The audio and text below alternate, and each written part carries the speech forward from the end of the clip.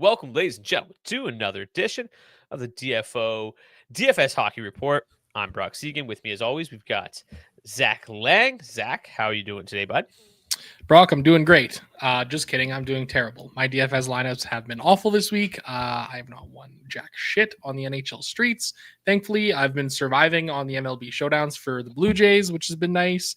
And not having much luck on NFL either. But I don't know, man. Hopefully, we can get it out of our system here today and have a brand new day. And maybe we can get some lineups that actually do something tonight.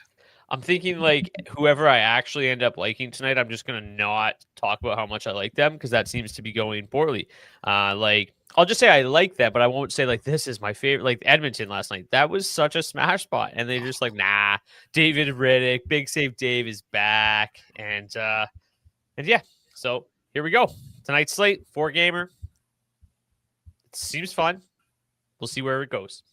Washington Capitals will go with Logan Thompson. It'll be Philip Gustafson for the Minnesota Wild. The Red Wings will go back to John Gibson after 3 straight for Cam Talbot. It'll most likely be Andrei Vasilevsky on the front end of a back-to-back for the Tampa Bay Lightning. Chicago Blackhawks will go with Spencer Knight, most likely, who's in the starter's crease this morning. Kevin Lankinen projected to get the start the second half of a back-to-back for the Canucks. And then Karel Vejmelka goes most likely for the Utah Mammoth. It'll be Yaroslav Askarov making his second start of the season. So, Zach, we used to, enjoy beers on the show and win money. I haven't been enjoying beers on the show because we're starting at 2:30. It just feels a little early, but it's Friday, so cheers. Maybe the beers will bring us good luck tonight. Let's get into tonight's 4-gamer here. Yeah, first of all, we've got the Minnesota Wild visiting the Washington Capitals. Capitals slight home favorites -122. On the money line coming into tonight, 3.1 implied total for the Capitals, 2.8 for the Minnesota Wild. Washington 2 grading out as the third best line to target overall on the slate tonight. Connor McMichael centering Alexei Protas and Tom Wilson. They look like they're in a pretty good spot here tonight, to say the least. Minnesota top 6 grading out also pretty well here. The Minnesota top line, rather, grading out as the 5th best line to target overall. Marco Rossi, Matt Boldy, Kirill Kaprizov. Kaprizov and Boldy have been amazing so far this season. You're getting tons of volume from them, tons of scoring from them. Certainly one of the more interesting lines here on the slate as a whole. Washington 1 looks fairly decent as well, grading out 8th best overall. Minnesota 2 down at 22nd. Taking a look at the matchups here in this game tonight. Highest pace score of the night, 98.5, but not great matchups here for the Washington Capitals side of things. Minnesota Wild continue to be a fairly solid defensive hockey team, all things considered here. Minnesota slightly better matchups here. Looks a little rough for that top line, but that second line for the Wild and the third line, if you want to go dumpster diving a little bit, look to have the better matchups. For me here in this game, I kind of like the look of this second line for the Wild. If we take a look at the line stats, not necessarily the most favorable, but both Joel Eriksson Ek and Vladimir Tarasenko have had success against Capitals in their careers, both of them being around point-per-game players in their games going up against them. You're also getting some good correlation on the power play. And I think that's the one thing we really need to talk about with this Minnesota Wild team here. Pretty much all of their offense right now is just coming solely on the power play. They have been absolutely tremendous to start the season. Grading out as the 4th best power play so far this year. And the Capitals penalty kill has been absolutely abysmal, 31st overall so far this year. Minnesota looks like they're in a great spot on the power play. Most of my interest in this Wild side is going to come through their power play pieces. Kaprizov and Boldy, Joel Eriksson Ek, Vladimir Tarasenko, and of course, Zeev Buyem on the blue line, who has been surprisingly awesome. I think there was a lot of people that had him fairly highly touted. I wasn't necessarily one of them, but he has been great so far this season. Tons of shot volume. Obviously putting up points, quarterbacking that top power play unit for the Wild tonight. In terms of the Capital side of things here, I think for me, most of my interest as usual kind of comes in on that second line. You're getting good volume from Protas and McMichael there. Tom Wilson crashing the crease, finds a way to bang in those greasy, dirty goals. Got a little interest in the top line as well, mainly around Ovechkin and Dylan Strome. It's worth noting too that the Capitals, despite their power play struggling so far this season, also have a fairly good matchup. One thing though, both of these teams are fairly disciplined, not taking a whole lot of penalties either way here. So, going to need some offense from this Minnesota Wild team at 5-on-5, I think, for them to really pop off here tonight. But man, they're showing that they can really capitalize on these power play opportunities that they're getting. Yeah, when you look at just the 5v5 data on the season for these two teams, courtesy of our friends at Sports Logic, on tonight's slate, the offense out of the 8 teams, Washington ranks 6th in 5v5 expected goals for per 60 at 5v5, and Minnesota dead last. And then on the other end of the ice, defensively, Minnesota ranks number 1 and Washington ranks number 3. So two very good defensive teams right now early in the season going up against two offenses that are struggling.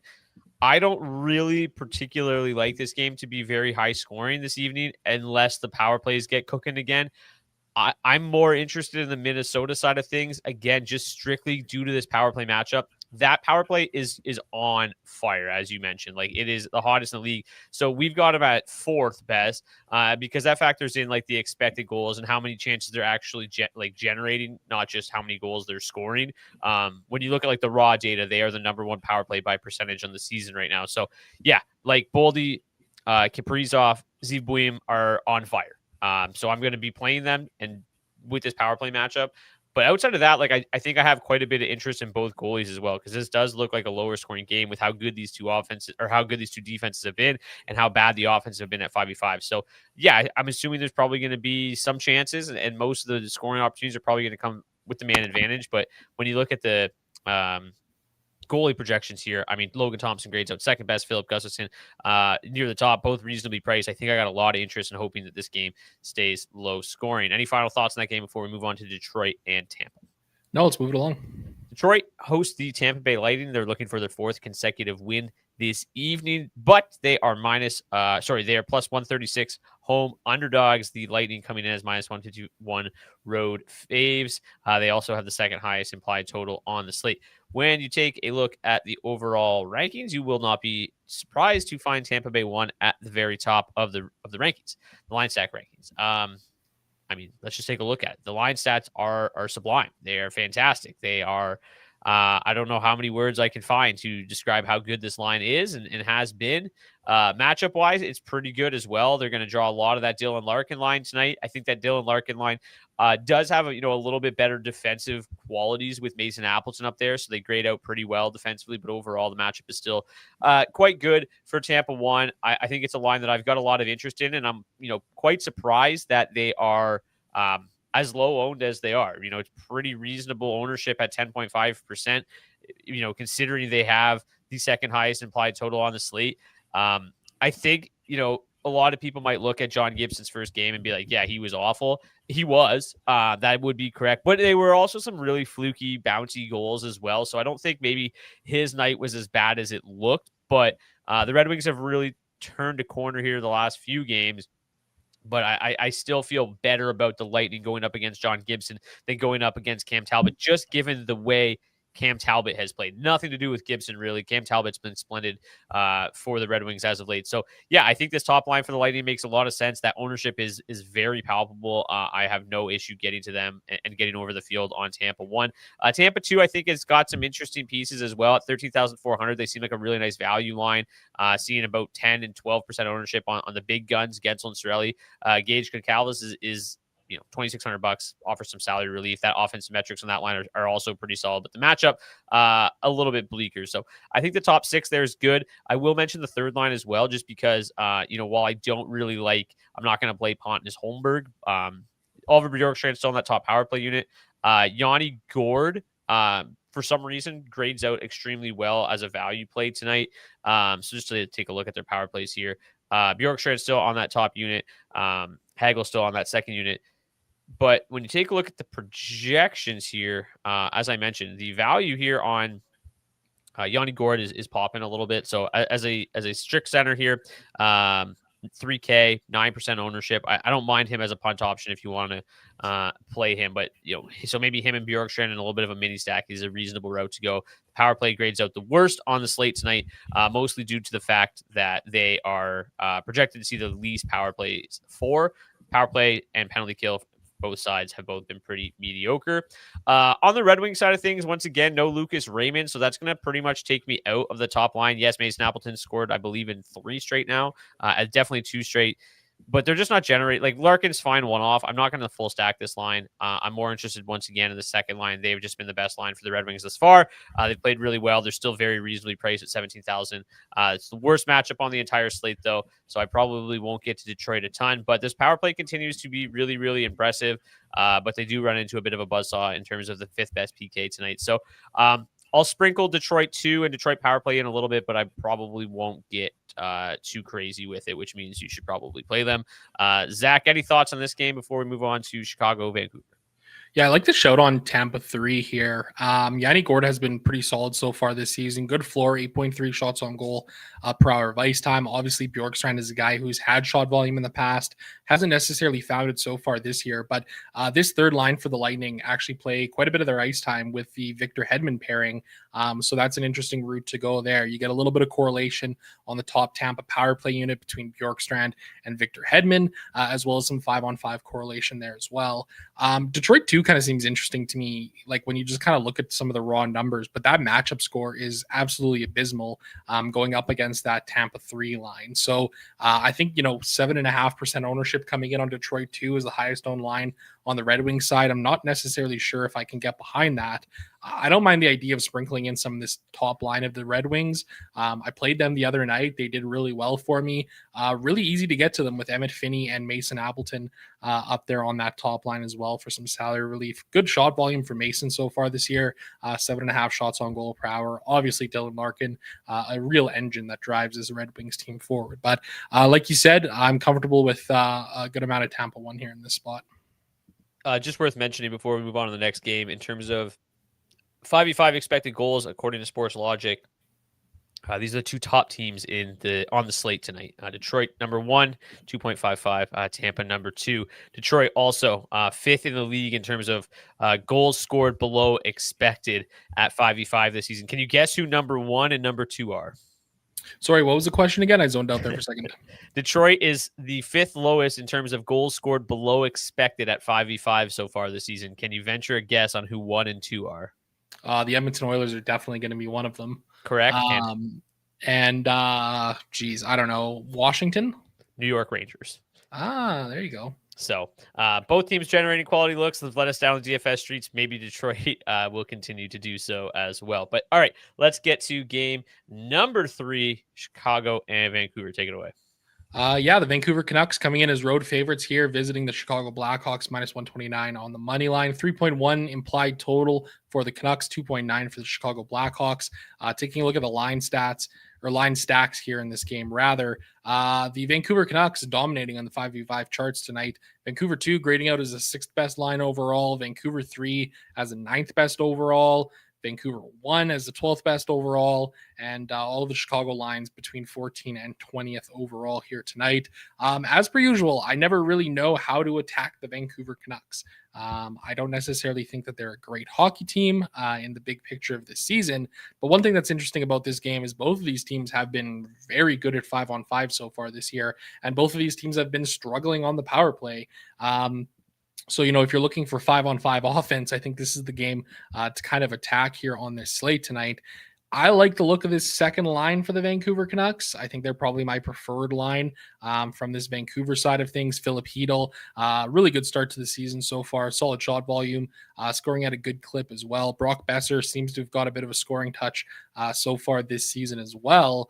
I'm probably going to be okay sprinkling in a little bit of this Vancouver 1 and a little bit of this Vancouver 3 line here tonight. I don't think I'm going to go crazy and getting much over the field of where their ownership is projected at. But it's also kind of interesting because this Chicago side of things is drawing a pretty hefty amount of ownership here as well. That second line for the Blackhawks, I've been talking about them a little bit so far this year. Really kind of like the look of them here with Frank Nazar, Tyler Bertuzzi, and Teuvo Teravainen. Frank Nazar scoring that goal against the St. Louis Blues, causing a huge scrum and then just skating off to the side and celebrating by himself is some of the most rock star shit that I've seen all season long. So for that alone, I've got interested in Nazar tonight, projecting for 15% ownership. Top line also drawing a good amount of ownership here tonight on this slate, coming in around 10%. Connor Bedard, fairly solid start to the season in terms of his offensive production, but really kind of waiting for that shot volume to get on board for him. Only 3.5 shots on goal per hour of ice time. Not a whole lot there. That's kind of my general thoughts on this spot here tonight. Brock, like, where are you coming in on this game? Yeah, I'm not really that comfortable playing Chicago when like the ownership is where it is. Like, yes, what we've seen from Frank Nazar, Tuva Teravainen, and Tyler Bertuzzi's been great. It's got to come to an end eventually. I feel like they're not generating anything. Like 2.02 expected goals for per 60, 20 scoring chances, 5 high danger, yet they've scored at 5.2 goals for per 60 clip. Like, I just don't like. I mentioned concerns about Nazar coming into the season because his metrics away from Bedard weren't good last year. And like so far, I've been right in that regard, but they're just still scoring goals. There's like no floor with Teravainen. So like I get it. Like Nazar, $5,100, the way he's played this far, like makes a lot of sense. But I think I'm just gonna play Lankinen and hopefully he'll be a bit of a chalk buster here tonight. I don't really like the Blackhawks at all. I much prefer the Vancouver side of this game. I think that Chicago still sucks defensively. The power play for the Canucks, not great, but neither is the PK for the Blackhawks. So yeah, I think this Vancouver side of things interests me more. And I'm just going to keep fading Chicago because I think the wheels are going to fall off eventually. Like they skated circles around St. Louis the other night. So like it's entirely possible that they just keep that up. Like I think honestly, I'd rather play the Bedard and Burakovsky line than the second line. When you take a look at the matchups, a little bit better, but like that's my route. Like I just don't trust that second line to continue to do what they're doing. I don't feel like they have much of a floor outside of Nazar. So I prefer Burakovsky and Bedard if I'm playing Chicago. On the Vancouver side, I'm interested tonight. Like the underlying metrics here are brutal offensively, but so are the defensive metrics for the for the Blackhawks. Excuse me. You mentioned it. The second line is probably the one that I have the most interest in full stacking. But Connor Garland's looked really, really good so far this year. I threw together some metrics in terms of just like driving offense and creating individual expected goals and being on the ice for expected goals at 5v5. And on tonight's slate, he grades out #1 overall. So just basically like doing stuff per 60 is Connor Garland this year. Still really early, but I like Connor Garland tonight as a one-off. And if you want to mini stack him with Pettersson, that's fine. I just haven't seen enough from Elias Pettersson to be like, okay, everything we felt in the preseason, it's like, okay, maybe Pettersson will be back this year. He's back to full health and whatever. It hasn't really come to fruition yet. Like he has 4 shots and 8 shot attempts in 4 games. Yet to get on they have to score a goal. So I like Garland as a one-off, Vancouver 2 as a full stack, and I prefer Chicago 1 to Chicago 2. Any closing thoughts on this game? Yeah, I agree with you on that front for sure. What's interesting, maybe a bit of a get right spot for Pettersson, 7 goals and 17 points in 18 games played against Chicago in his career. Garland also been really good, 7 goals, 14 points in 15 games played. I don't mind the idea of the mini there, but I do tend to agree with you. I mean, the one thing I think that's kind of interesting about Pettersson is he's projecting for just 4.5% ownership tonight. If he finds a way to get going here, that could be a guy who could really break this slate open. Yep. Especially with such low ownership there. But again, like you mentioned, it's been a rough start to the year here, to say the very least. So I'm not sure how confident I am in that kind of coming to fruition here. Yeah, and like I poo-pooed on Chicago 2's metrics. Like Chicago 1, just to be clear, like their metrics aren't better. I just trust Connor Bedard a little bit more. Like in fact, like Chicago 1's metrics might actually be worse. Like but I just trust Connor Bedard a little bit more than I probably trust some of the guys in that second line. But honestly, like I won't be shocked if I end up playing close to 0 Chicago tonight and Lankinen ends up being my highest own goalie. Like that's how strongly I feel that this Blackhawks team and what they've done this far just is not sustainable. So let's get on to the final game of the night. Then we'll talk about all of our favorite plays and break it down a little bit more in depth.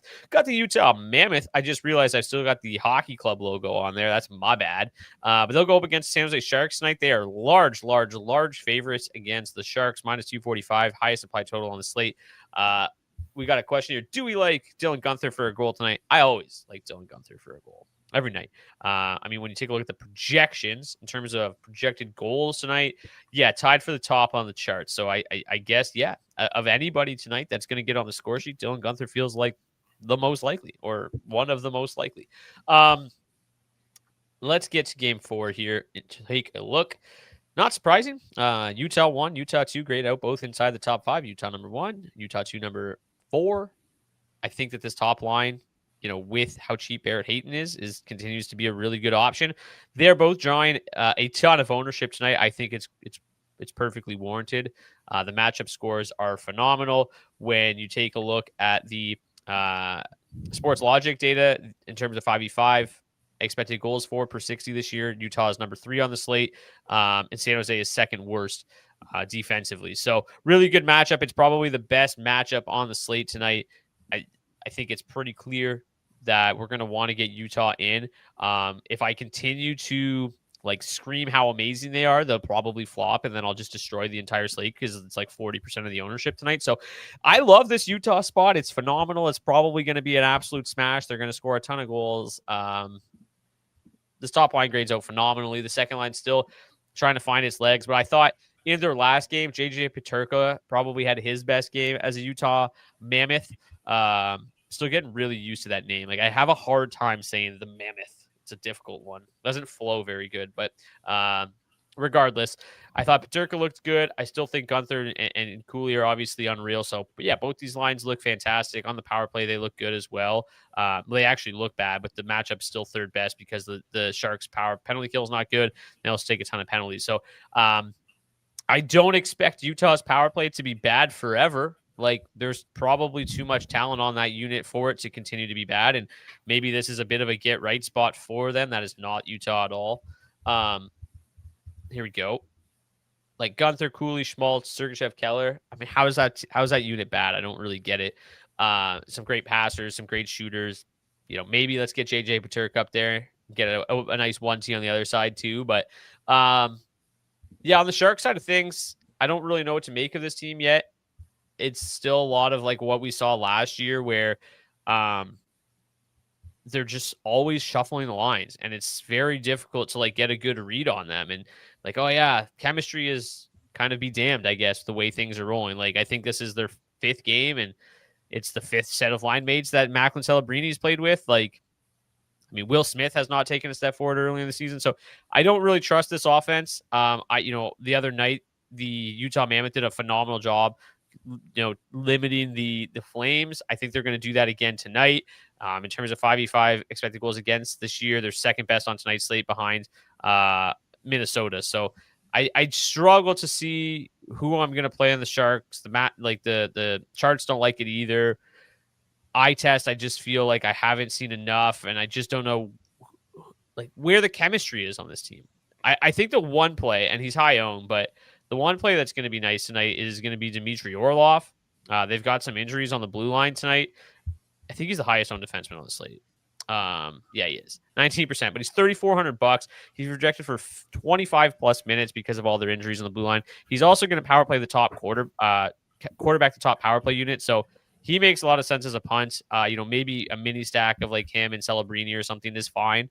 But I'm not full stacking San Jose too much tonight. How about you? Yeah, I agree with you. I think Mario Ferraro also is a really interesting option at $2,900. Big time. Grading out as the second best value defenseman on the slate here, seeing about 10% ownership, 8 blocked shots per hour of ice time, and 5 shots on goal per hour so far this season. I agree with you on San Jose here. I don't really like the look of this spot for them. They're also seeing quite a bit of ownership. Both of the top 2 lines, seeing around 8 to 9% ownership, which is genuinely kind of surprising to me. I don't really get it. I mean, I don't hate the idea of a Skinner Celebrini mini stack, but that second line has been pretty rough too.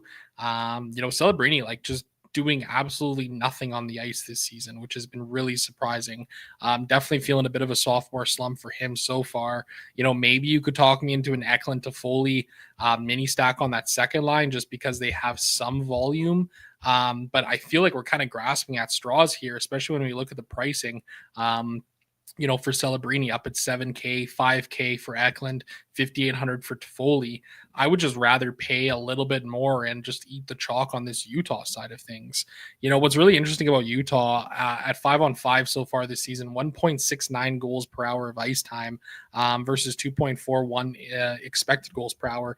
They're struggling to kind of get going offensively here. And the Sharks have been abysmal defensively, giving up almost like 4 goals against per hour of ice time at 5-on-5. Their power play or their penalty kill rather has been, good from an underlying perspective, but still giving up a lot of goals against here. This kind of feels like a bit of a get right spot for this Utah side of things. And I'm probably going to be munching this chalk here tonight on the Mammoth. Yeah, I think there's enough ways to get different that you can munch this chalk for sure. Yeah, so I was mentioning it earlier, this new data I've got here in terms of just doing stuff per 60, doing offense per 60 is what we're going to call it. When you take a look at the Sharks, the top player is Macklin Celebrini, but he grades out 43rd on the slate. The next two are Skinner and Kurashev, who are 51st and 52nd, respectively. So the Sharks doing offense per 60 at 5-5. It's not very good. There's some other names that stick out at the top of the list here for me. Connor Garland, as I mentioned, but Ryan Hartman and Alexei Protas and Philip Hedl are the top 4. So when they're on the ice, they are getting involved. And just 4 names I think that are worth keeping in mind when you're building lineups tonight, just because they have been, around the puck and generating offense so far this season. So I just want to pull up just see kind of what all their ownership looks like tonight. And see if there's anybody that might be a decent one-off or sneaky play here. So Garland, 12%, not so much. Hartman, we talked about that third line being okay, 11%. Protas is 9.5%, and Hedl is 8, one of the highest home players on the slate. So, yeah, they're all kind of up there already, but I think all 4 of them make sense from a value perspective. None of their prices are very high. Let's get back to the stacks. I think the one thing that stands out to me here as we have it sorted by line ownership is just how good of a play Tampa 1 is. That's how I feel when I look at this. Yeah, I agree with you, man. I think they're probably my favorite line to target on this slate tonight, just because you're getting them at, such low ownership. Mm-hmm. Like the 7th or 8th highest owned line on this slate tonight. Mm-hmm.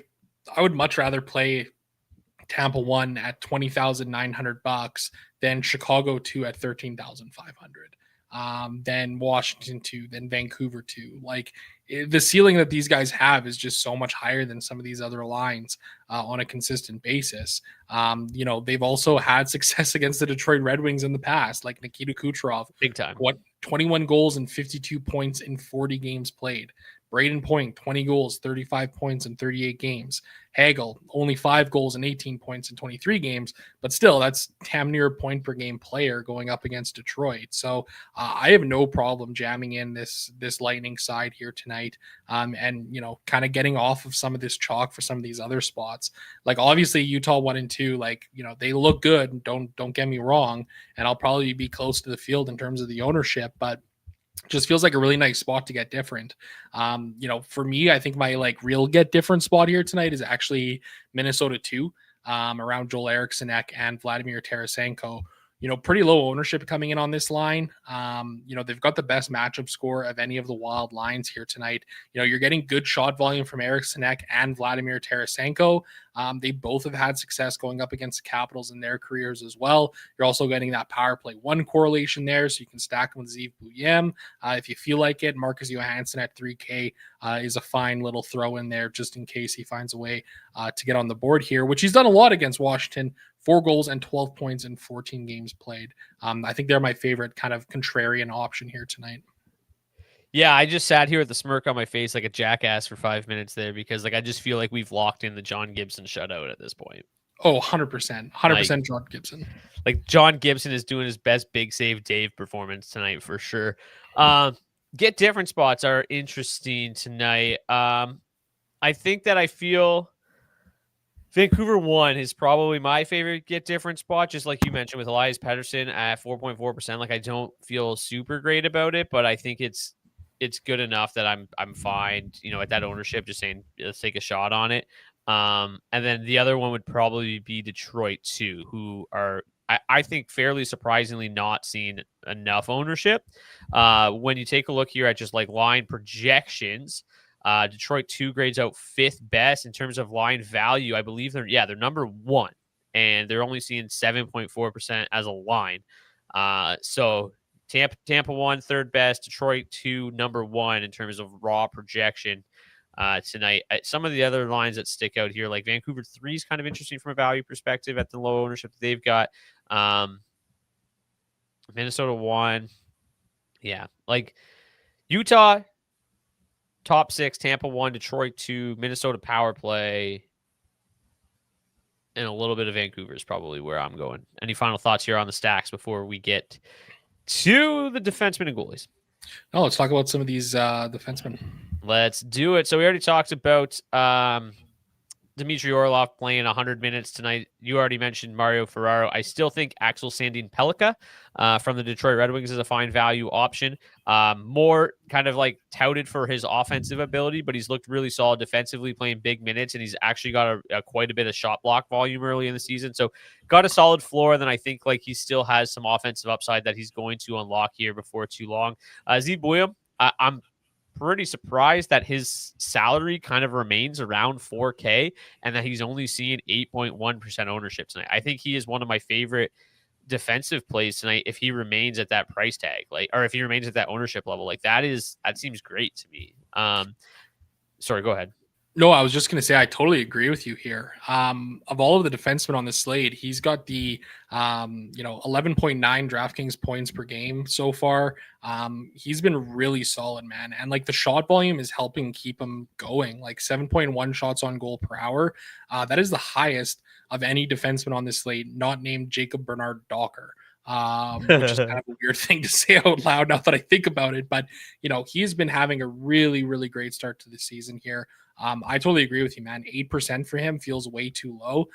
Two other guys that I think ownership is coming a little too low on, Quinn Hughes and Victor Hedman.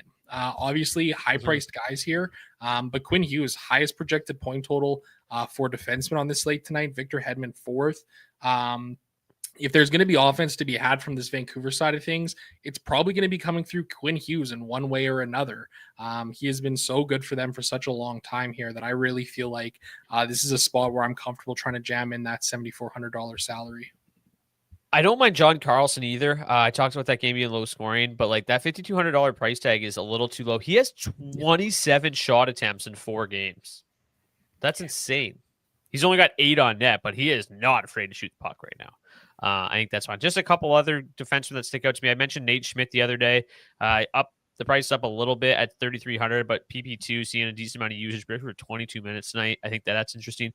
Dmitry Simashev seeing his minutes rise, skating the top pair with Mikhail Sergachev, just $2,700. Doesn't offer a lot of offensive upside, but the shot volume and the block volume have been pretty solid this far. I think the one thing that we've absolutely crushed on the show so far this year is the punt defenseman. We've got that going for us for sure. Every night I think like it's an issue when Jordan Spence is like your highest scoring player. There was one other player that Sam Rinzel. He's seeing a lot of ownership tonight, but like I said, I don't like the Blackhawks too much, but he's just involved so much. So I don't mind like minis of him and Bedard or something like that. Even if you really feel strongly about Nazar, him and Nazar are fine. Like I think he's probably my favorite Blackhawks play overall. Let's get between the pipes and talk about the goalies. I mentioned it, Karel Vejmelka, number 1 projected goalie on tonight's slate. Logan Thompson, number 2, Andre Vasilevskiy, number 3, Lankinen, number 4. Gus is number 5, Knight, Gibson, Askarov bringing up the rear end. If you believe in the Brock and Zach curse here, John Gibson's the play at $7,200. Also the lowest owned goalie on the night. I think he's interesting. Like this Red Wings team is not a pushover the way they've played their last few games. Like they have looked very, very good. They've looked very competitive. Like I said, John Gibson gave up some fluky goals in the first game. The matchup is obviously awful, but I would rather play John Gibson than Askarov for sure. Yeah, I totally agree with you on that front, man. Kind of an interesting slate in terms of the goaltenders. I Mhm. talk about their success against the opponents all the time. Literally every goaltender has been great against the opposing team. I shared a screenshot of it in the DFO DFS Discord earlier today, which is kind of hilarious because you really don't see that a whole lot. I'm probably going to be fairly spread out in terms of my ownership here tonight. I think there's a lot of good reason to like Logan Thompson here. Should see pretty good volume off the sticks of Kaprizov, Eriksson Ek, and Boldy. I think he's a fine play. I don't know if I'll get up to 20% per se, but I don't mind that whatsoever. Vasilevsky, pretty rough start to the season for him. Is this a get right spot for him? Potentially 16 wins in 22 games played going up against the Red Wings in his career. Also, don't mind the idea of some Spencer Knight here at just 6.9% ownership. Nice. 2 games played against the Canucks in his career, 0.96 goals against average, and a 967 save percentage. He's been great against them for some reason. He's just been great this year, too. Well, yeah, that's also very true. 921 save percentage on the season, 4.2 goals saved above expected. That's the second highest mark on this slate of any goaltender behind only Karel Vejmelka. Yeah, and he is facing like 100 shots a game. What's he faced? 87 shots, 29 shots a game right now. Pretty good volume. Like, yeah, he's been great. Like, I don't want to stack the Blackhawks, but I do think it's reasonable to suggest that they can win this game on home ice after the Canucks, coming in on a back-to-back after a big win last night against the Stars. I think it's certainly reasonable that the Chicago Blackhawks can pull this game out, and Spencer Knight will be the reason they do that. And yeah, at $7,500, not really seeing much ownership. I think he's a really interesting goalie play for sure. Yeah, I agree. Like, I think my ownership's going to be spread out a little bit. I think Vejmelka is the one guy that I'm probably not going to get to a ton. I just think that's a pretty hefty price tag for the shot volume that you're likely to expect, as you see by far and away the lowest shot volume on the slate. So still projects as the number one goal. I think he's a good safe cash option with that 71% implied win percentage, but I just don't know like if he's going to be optimal if he's not seeing enough volume. Thompson and Gustafson, I talked about them off the top. I talked about Lankinen a lot. I talked about Knight a lot. It's funny because like you look realistically when you take a look at these first 3 games, I mean like these could all end up being pretty low scoring games. Yeah, they really could. And that's like Utah might be the only team that scores tonight. Yeah, it's like honestly, it could be that case, right? So I think it's going to be really important to kind of nail the goaltenders here.